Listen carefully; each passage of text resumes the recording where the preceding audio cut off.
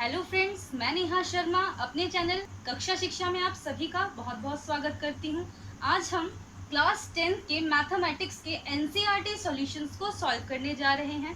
आपको पहले मैं ट्रिग्नोमेट्री के सभी बेसिक्स को क्लियर कर चुकी हूँ। अगर आपने वो वीडियोस नहीं देखी हैं तो आप ट्रिग्नोमेट्री की प्लेलिस्ट में जाके सारी वीडियोस को देख सकते हैं। इस एक्सरसाइज से रिलेटेड हमारी फर्स्ट वीडियो है बेसिक्स ऑफ ट्रिग्नोमेट्री, उसका लिंक मैंने डिस्क्रिप्शन में डाल दिया है।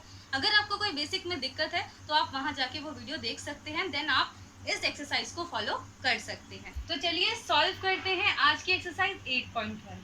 तो हमारा पहला क्वेश्चन है, चलिए स्टार्ट करते हैं। In triangle ABC right angle at B where AB is 24 centimetre, BC is 7 centimetre. आपको डिटरमाइन क्या करना है, आपको दो टर्म्स डिटरमाइन करनी है।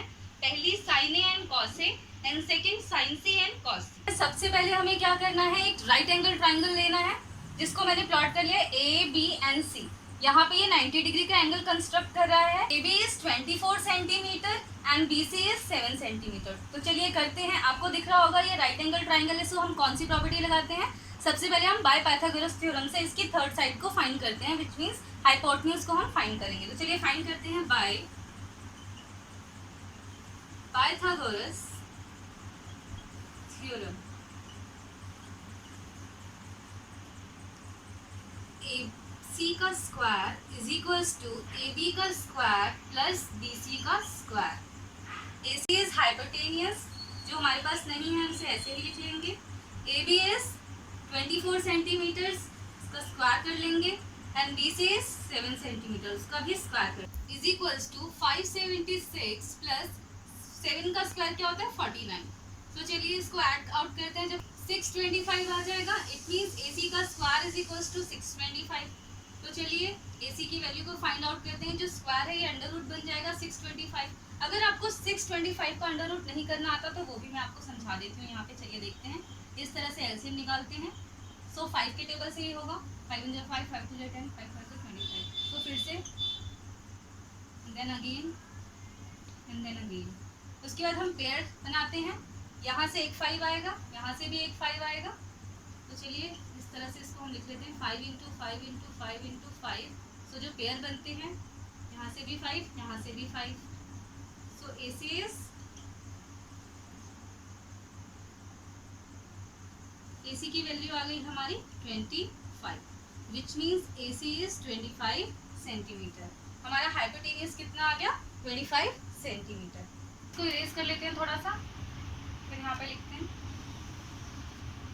तो हमें क्वेश्चन में गिवन क्या है, ये गिवन था और हमें डिटरमाइन क्या करना था, ये दो वैल्यूज हमें डिटरमाइन करनी है। सो फर्स्ट को करते हैं, लेते हैं which is sine A and cos A. तो चलिए सबसे पहले साइन ए फाइंड करते हैं। सो साइन ए के लिए हमें क्या करना पड़ेगा, तो देखिए अगर ये थीटा है विच मीन्स अगर ये थीटा है, ये एंगल है, तो इसके सामने वाली साइड हमारी परपेंडिकुलर होती है। So perpendicular is BC and the base 24 centimetre and hypotenuse is 25 centimetre. हमें पहले ही गिवन है, बट हमें यहाँ पे बेस नहीं चाहिए, हमें यहाँ पे क्या चाहिए hypotenuse. So hypotenuse is AC। तो चलिए वैल्यू डालते हैं। BC कितना है हमारा 7 centimetre and AC is 25 centimetre. So हमारा ये रेशियो आ गया, साइन ए की वैल्यू आ गई। उसके बाद हम निकालते हैं कॉज ए। कॉज ए के लिए हमारे पास होता है base upon hypotenuse. So base is AB and hypotenuse is AC। So AB कितना है 24 एंड हाइपोटेनियस इज 25। तो ये भी हमारा आंसर आ गया। सो फर्स्ट की दोनों वैल्यूज हमारे पास आ गई हैं, साइन ए एंड कॉस। चलिए सेकंड वाला सॉल्व करते हैं। वो क्या है हमारा साइन C एंड cos C। So sine C कैसे सॉल्व करना है, हमें सबसे पहले देखना पड़ेगा एंगल यहाँ है। सो इसके सामने वाली साइड ये परपेंडिकुलर है and this is base and this is the hypotenuse, same रहेगा। तो चलिए साइन C की वैल्यू निकालते हैं, परपेंडिकुलर अपॉन में हाइपोटेन्यूज। सो परपेंडिकुलर यहाँ पे क्या है AB and hypotenuse is AC। AB की कितनी वैल्यू है 24 सेंटीमीटर एंड AC की कितनी है 25 centimetre. So this is our answer. Next one solve करते हैं cos C। So cos c को फाइंड करने के लिए हमें बेस एंड हाइपोटेनियस चाहिए होगा. सो बेस ये है एंड हाइपोटेनियस इज दिस. सो इसे हम लिखेंगे BC अपॉन AC. सो BC की वैल्यू कितनी थी 7 सेंटीमीटर्स एंड AC की वैल्यू थी 25 सेंटीमीटर. सो हमारा ये भी सॉल्व हो चुका है. सो यहाँ पे आपका ये फर्स्ट क्वेश्चन ओवर हो जाता है. नेक्स्ट क्वेश्चन, सेकंड क्वेश्चन को सॉल्व करेंगे. इस क्वेश्चन में हमें दिया हुआ है in adjoining figure find 10p and cot r. So सबसे पहले हमें 10p एंड cot r चाहिए. उसके लिए इस फिगर में आप देखेंगे कि हमारे पास परपेंडिकुलर गिवन है, हमारे पास हाइपोटेनियस गिवन है, बट हमारे पास QR मीन्स बेस गिवन नहीं है. सो हम क्या करेंगे, इसको सबसे पहले फाइंड करेंगे. तो चलिए फाइंड करते हैं बाय पाइथागोरस थ्योरम.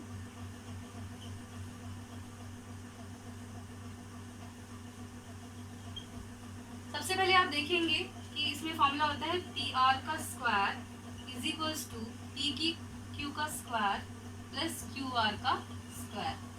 तो चलिए PR की वैल्यू क्या थी 13 सेंटीमीटर, उसका स्क्वायर करेंगे. हमारे पास लास्ट बचा है QR, सो उसका स्क्वायर करेंगे. तो चलिए 13 का स्क्वायर होता है 169 एंड 12 का स्क्वायर होता है 144 प्लस QR का स्क्वायर. सो 169 में से 144 को रिड्यूस करेंगे, सो QR के स्क्वायर की वैल्यू आ जाएगी. सो QR का स्क्वायर किसके बराबर हो गया 25. सो ये इसके ऊपर अंडर रूट बन जाएगा. एंड इससे पहले मैंने अभी आपको समझाया था कि किस तरह से इसके पेयर बनाने हैं. 25 के फैक्टर्स कैसे करेंगे 5 into 5. तो ये एक पेयर बन गया, इसका आंसर 5 आ गया. तो QR की वैल्यू कितनी आ गई 5 सेंटीमीटर. इनको सॉल्व हमें फाइंड क्या करना था 10p माइनस cot r. तो सबसे पहले तो 10p लिख लेते हैं. 10p कैसे निकलेगा, आप देखिए ये p है हमारा एंगल. सो इसके सामने वाली side which means this QR, ये हमारा क्या कहलाएगा परपेंडिकुलर. ठीक है, और ये क्या कहलाएगा हमारा base. So perpendicular upon base. So perpendicular में हम लेंगे QR upon base is PQ. तो चलिए QR की वैल्यू क्या थी 5 सेंटीमीटर्स एंड PQ की वैल्यू क्या है 12 सेंटीमीटर. सो 10p की वैल्यू ये आ गई. अब हम फाइंड करते हैं cot r. सो अगर आप देखेंगे तो ये है एंगल r, इसके सामने वाली साइड हमारी परपेंडिकुलर होगी एंड दिस इज बेस. सो हमारा फॉर्मूला होता है बेस अपॉन में perpendicular. So base is this QR and perpendicular is PQ. So value रख देंगे. QR की वैल्यू थी हमारी 5 सेंटीमीटर एंड PQ की वैल्यू है हमारी 10 सेंटीमीटर. तो चलिए इसमें आप पुट करते हैं 10p minus cot r.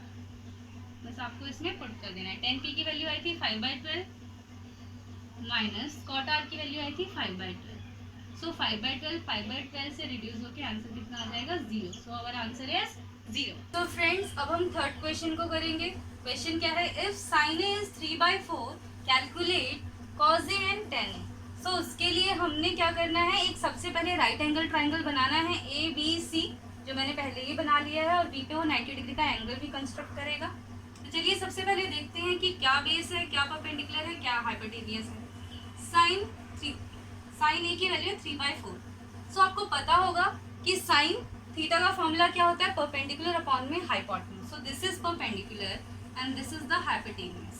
Okay, so perpendicular कितना आ गया 3 एंड हाइपोटेनियस इज 4. सो हम यहाँ पे पुट कर देते हैं परपेंडिकुलर 3 है. अगर ये एंगल A है, क्योंकि यहाँ पे एंगल साइन A लिखा है, सो ये एंगल A है. सो इसके सामने वाली जो साइड होगी वो कितनी हो जाएगी 3 and this is hypotenuse, so this is 4.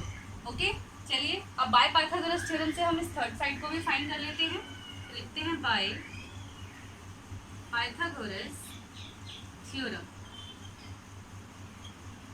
Pythagoras theorem का फॉर्मूला क्या होता है AC स्क्वायर, इस ट्राइंगल में देखेंगे AB square plus BC square. So AC की वैल्यू कितनी थी 4 सेंटीमीटर, इसका स्क्वायर करेंगे. AB नहीं पता हमें, तो ऐसे ही रहने देंगे. एंड BC इज 3 सेंटीमीटर, तो उसका भी स्क्वायर करेंगे. 4 4 16 AB स्क्वायर 3 3 जा 9. ओके, सो 16 में से 9 को रिड्यूस करेंगे. 16 माइनस 9 इज 7 AB स्क्वायर. ये स्क्वायर इसके ऊपर अंडर रूट बन जाएगा. सो AB की वैल्यू कितनी आ गई अंडर रूट 7. तो चलिए अब हमारे पास तीनों साइड्स आ गई हैं. इस साइड की वैल्यू क्या है √7। अब हम क्या फाइंड करेंगे, जो हमसे क्वेश्चन में पूछा था, हमसे क्या पूछा है cos A and tan। चलिए सॉल्व करते हैं। cos A is cos upon hypotenuse. So base क्या है यहाँ पे देखिए, अगर ये A है तो बेस हमारा AB हो जाएगा and hypotenuse is AC। So AB is √7 and AC is 4। तो ये हमारा आंसर आ गया फर्स्ट का। अब सेकंड फाइंड करते हैं tan A। tan A को कैसे सॉल्व करेंगे, सेम एंगल को देखेंगे। ये हमारा परपेंडिकुलर बेस हाइपोटेनियस, और tan में क्या आता है हमारा परपेंडिकुलर एंड बेस। तो perpendicular is BC and base is AB। Perpendicular की वैल्यू क्या है 3 एंड बेस की क्या है √7। तो चलिए ये भी हमारा आंसर आ गया। सो ये थर्ड क्वेश्चन भी हमारा ओवर हो चुका है। फ्रेंड्स अब हम क्वेश्चन नंबर 4 को करते हैं। चलिए पढ़ते हैं क्या है question. Given 15 cot is equals to 8, then find sin A and sec A। चलिए तो सबसे पहले क्या करेंगे, एक ट्राइंगल ड्रॉ करेंगे, राइट एंगल ट्राइंगल। ओके, ये बी पे 90 डिग्री का एक 90 डिग्री का एंगल कंस्ट्रक्ट कर रहा है। चलिए अब इसको सॉल्व करते हैं। देखते हैं कि हमारे पास बेस कहाँ है, हाइपोटेनियस कहाँ है, परपेंडिकुलर कहाँ है। तो सबसे पहले लिखते हैं 15 cot 8 जो हमें गिवन है। ओके, सो यहाँ से हम cot की वैल्यू फाइंड करेंगे। 15 cot A is equals to 8। So cot की वैल्यू, cot A की वैल्यू क्या आ जाएगी 8/15। सो आपको पता होगा कि cot का फॉर्मूला क्या होता है, cot होता है हमारा B/P।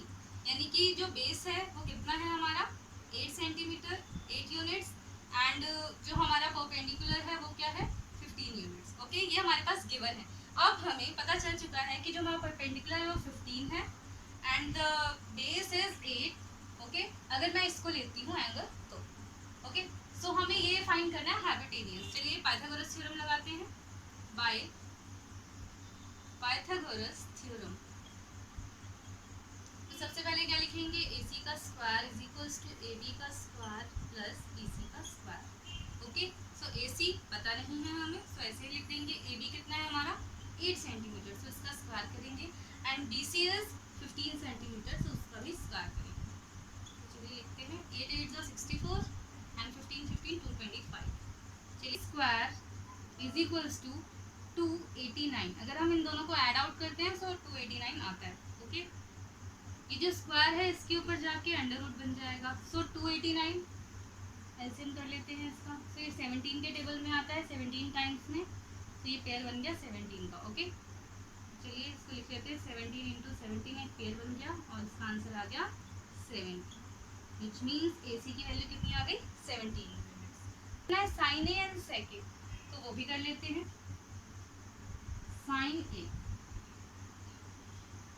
साइन A के लिए हमें फॉर्मूला क्या होता है, परपेंडिकुलर अपॉन में हाइपोटेनियस। सो यहाँ पे परपेंडिकुलर क्या है, this is perpendicular BC and hypotenuse is AC। So BC की वैल्यू क्या थी हमारी 15 centimetre and AC is 70। So our answer is 15/70। अगला फाइंड करते हैं sec A। तो sec A का फॉर्मूला होता है हाइपोटेनियस अपॉन में base. So hypotenuse is 7, hypotenuse क्या है हमारा AC and base is 80। So hypotenuse is 17 centimeter and base is 8. So our answer is 17/8. So यहाँ पे हमारा ये फोर्थ क्वेश्चन भी ओवर हो जाता है। 5 करेंगे, उसमें क्या है देखते हैं। Given sec theta is 13/12, so calculate all trigonometric ratio। तो सबसे पहले हमें क्या करना है, कोई भी एक राइट एंगल ट्राइंगल ले लेंगे। सो RST मैंने एक राइट एंगल ट्राइंगल ले लिया, अपने मन से आप कुछ भी ले सकते हैं, और इसको मैंने थीटा लेट कर लिया। तो चलिए देखते हैं कि हमारे पास परपेंडिकुलर एंड बेस हाइपोटेन्यूज जो भी है हमारे पास क्या है। तो sec theta is equals to 13/12। So आपको दिख रहा होगा सेक थीटा का फॉर्मूला क्या होता है h/। तो चलिए देखते हैं हाइपोटेनियस क्या है 13 एंड बेस इज 12। तो ये तो हमें गिवन है। सो बेस हाइपोटेनियस गिवन है, तो हमें क्या और फाइंड करना है परपेंडिकुलर। तो बाय पाइथागोरस थ्योरम